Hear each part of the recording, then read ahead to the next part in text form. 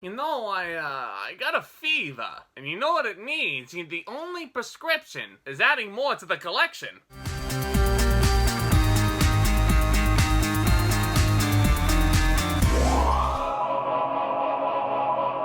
Yeah, that was really the best I could think of, but welcome back to my channel, ladies and gentlemen. My name is Zack. I love talking about all brand new things, movies and entertainment here on the regular, and this is one of my favorite videos that I get to make for the channel every single month, where I show you guys what I added to this big, gigantic-ass wall of movies behind me. And this time around, we have 7 brand new releases to go through and talk about. If you guys are new to the channel, what the heck are you guys waiting for? Smash that subscribe button along with that notification bell right next to it. That way, you guys can always stay in the loop anytime there's a new upload over here, whether it's about physical media, the newest movie reviews, whatever. And also, feel free to smash that thumbs up button as hard as you possibly can. This is really helpful in getting the content out there to more and more people like you. But guys, let's go ahead and dig right in. We have 7 brand new movies to add to the collection. First one is actually a blind buy. It's a movie that I've wanted to see for a while. I unfortunately missed it in theaters last October. And seeing as how we're on the Oscar Isaac train with Moon Knight coming out and all, here it is, The Card Counter. And quite a solid cast to boot, along with Tiffany Haddish and Ty Sheridan.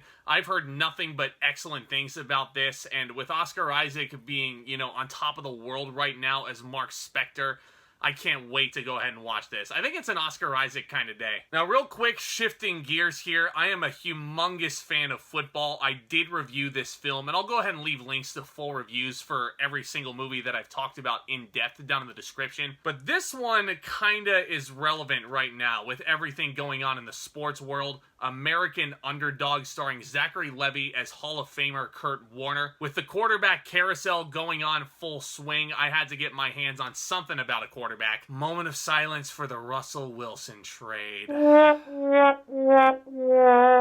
My team is not going to be very good this year. Congratulations to my buddies Larry and Leo, who are avid Denver Broncos fans, hoping that Russell Wilson pulls it off for you guys.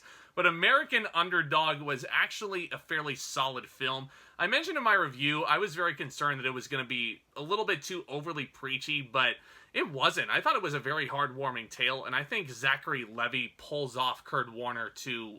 oh my god, he was great. Really solid performance. One of the more underrated films of the year. Up next, this is going to be a controversial one, isn't it? The Matrix Resurrections. I know.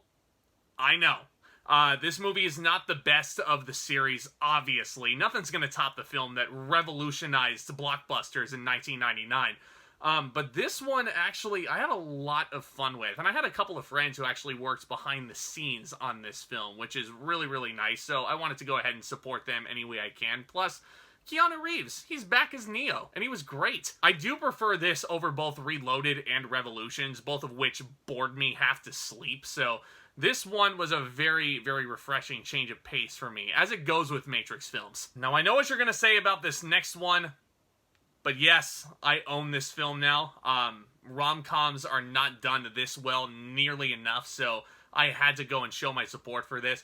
J-Lo and Owen Wilson are so great together as well. And yes, the plot for this film, the whole premise, ludicrous. But this movie knows it, and they embrace it. So if you guys are fans of rom-coms, I highly recommend checking this one out. Now, these last 3, I know we're just off of the Oscar buzz right now, but I had to go ahead and snag these. First on the list, we have Belfast, which just won Best Original Screenplay on the big night last Sunday. And oddly enough, Kenneth Branagh did not need to slap the host to get that trophy.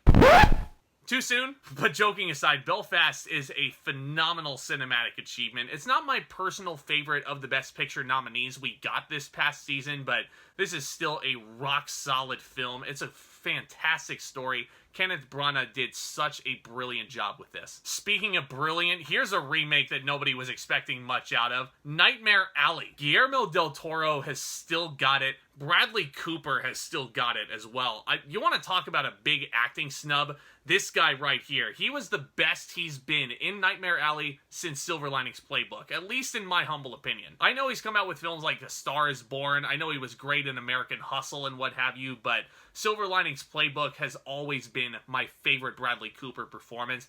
this one might have topped it. Not to mention, the film is absolutely beautiful and breathtaking to look at. And guys, you want to talk about breathtaking, you know, as a big musical theater guy, seeing this movie on the big screen not once but twice just cleansed my soul. Here it is, West Side Story. I know nobody was expecting this film to be nearly as good as it was, but never, ever, ever doubt Steven Spielberg ever again. Because the man did it. This film right here, better than the original. I can't believe I'm saying that, but it is. I know I was very picky on what they did with the cool number back when I reviewed this last December, but after rewatching it, given the context in the story of where it is, especially when you compare it to the original film from 1961, they handled it much better. And all the performances are fantastic in here, especially from Rachel Zegler as Maria, who is a freaking revelation. Love Mike Faist as Riff as well. And Ariana DeBose as Anita, winning the Best Supporting Actress award. Well deserved. And this is just, I mean, I love this film. I can't wait to go back and rewatch this over and over again now. I got the 4K. This is the exclusive art edition that you can get from Target. For a film as special as this one was to me, I had to get the special edition. But yeah, guys, that'll just about do it. There's all 7 movies in the stack once again. You can go ahead and pause the video right here in case you need a refresher. One last reminder, go ahead and smash that subscribe button, that notification bell, that like button, all that jazz on your way out. That would be tremendous help, guys. And stay tuned for more exciting content hitting this channel very, very soon. I will be seeing Morbius tomorrow night, which I am absolutely f***ing dreading. But April is a stacked month for movies. I was not able to see Everything Everywhere All at Once in its limited release. It should be getting a more widespread release in a couple of weeks here. So I'll be talking about that. Sonic the Hedgehog 2 comes out this April. That should be very fun. I'll be wrapping up my Fantastic Beasts playlist as it stands right now with Secrets of Dumbledore. And The Northman. Why is nobody talking about The Northman? That's probably going to be one of the best films of the year. No pressure on it or anything like that, guys. But y'all are the best. Thank you all so much for supporting the channel up to this point. And with all that being said, back talk, commence.